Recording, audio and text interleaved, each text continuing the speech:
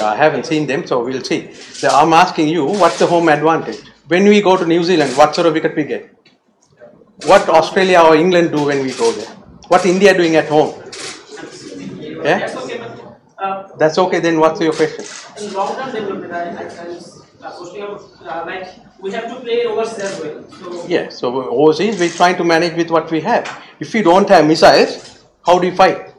You have to fight guerrilla war, isn't it? Let them come home and with little guns. If we don't have ammunition, we can't do it.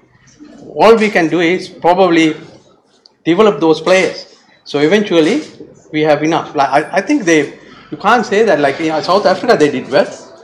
In New Zealand they did well. So once we get, like we are, as we discussed here, that there's some of the fast bowlers coming through the system.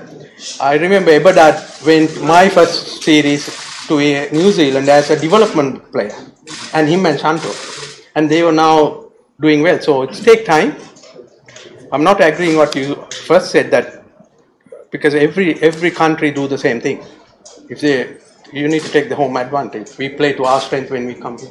When I think I've been following Bangladesh cricket since I left, and time to time many like players and the officials been in touch with me in various times and situations. I always had a soft corner for Bangladesh cricket because that was my first international assignment. So back of my mind, and wanted to come back someday. I never thought of that I will come this early. But then during, I think the World Cup, T20 World Cup, when I met President and some of the officials, we discussed few things, and then yeah, I thought that's the right time to come. And then because of the 23 World Cup, 23 World Cup, 50 over World Cup is coming up.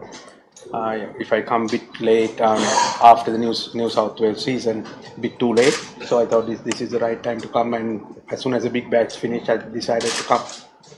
This is the first time, was this the first offer after you left this job? First time BCB had offered you? No. Second time? No. Hi, Chandika, this is Ekush Tabada from the Daily Star. In 2017, when you left to Bangladesh, BCB president says in media that Hathurursingh felt he had nothing more to give Bangladesh. So now you are here, definitely to give something. So what motivation actually worked for you to come back this time? Yeah, I will answer my point of view. Yeah, I think it's so really in a transition period. I think we're going forward in next 2-3 years. A lot of the senior players have done really well for Bangladesh cricket, and they're probably the legends of Bangladesh cricket. They're going to be remembered as a really good generation. And then other side of it is the really good young players coming through as well. And then to be part of that kind of a challenge is always motivated me to come back. Sikandar. Hi, Chandika. I'm Sikandar from the Daily Star.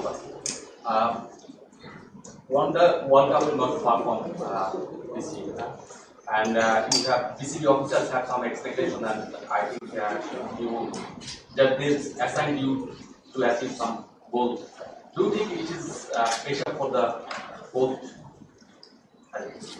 Yeah, I mean, coaches have always pressure, isn't it? If team do well, coaches are okay. If don't, the pressure coaches, they ask questions. But we all have expectation. I think as a nation we have expectation that because it's happening in India, and we have expectation is one of the format that we really do well. So that expectation is there. But at the same time, what we can control is preparation, like how we prepare best to our ability and make sure that all the big players or the top main players are fit and healthy. If we can achieve that, I think we can give a really good crack for the World Cup. Ruben?